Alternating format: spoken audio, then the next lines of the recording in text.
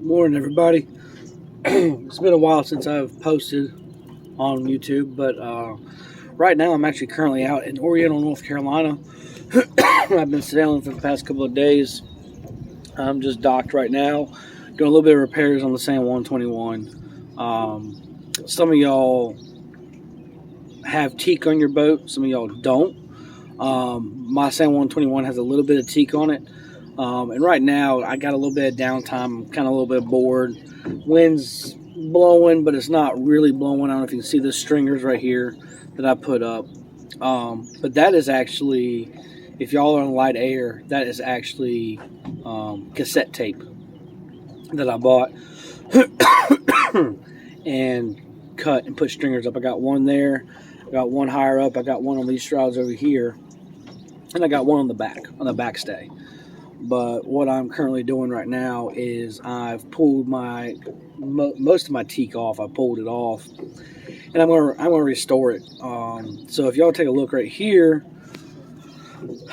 I got one sanded down. This is actually, I sanded it down with, so some people sit here and say that, oh, you sand 80 grit, 120 grit, whatever.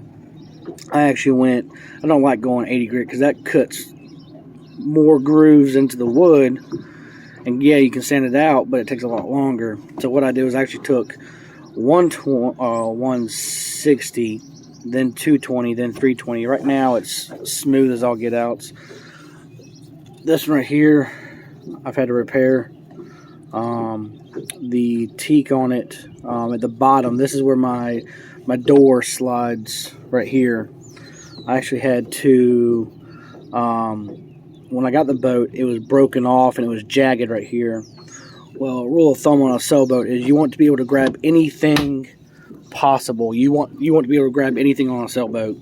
So you don't want to hurt yourself, because if something were to happen, you won't be able to grab anywhere on a boat. So what I did was I actually took this and I cut it at a 90 and shaved it down. And I'm going to sand this off, but this piece is sanded. I'm getting ready to get some teak oil and put on it. My rudder, I sanded. I'm going to get ready to pull that off.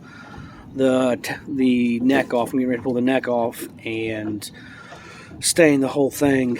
Now, one thing to keep in mind is teak oil you put on, but the longer you leave it on, the darker it gets. So, depends on how dark you want your teak on your boat, is how long you leave it on. My dad on his San Juan 21, he sat there and put one coat on and wiped it right back off. He didn't want dark teak.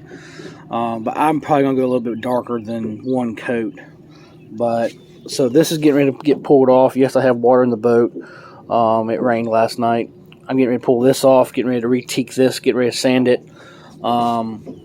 And I got this guide sanded down.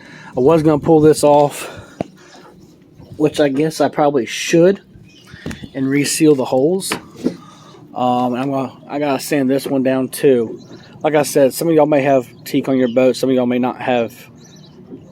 Some of y'all may have teak. Some of y'all may not have teak. I have very little teak on my boat.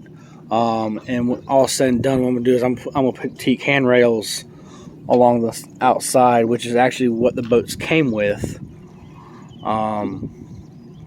But yeah, so that's my project for today. It's gonna take a couple hours. I gotta wait for West Marine to open back up so I can go get the teak oil, because I don't have it with me. That part's teak. I want to sand that down. Yes, I got fiberglass repairs I gotta do. But yeah, so that's my little project for today. So anyways, y'all enjoy the day. I'm going to enjoy this beautiful view of the water, and hopefully this afternoon I'll be able to get out.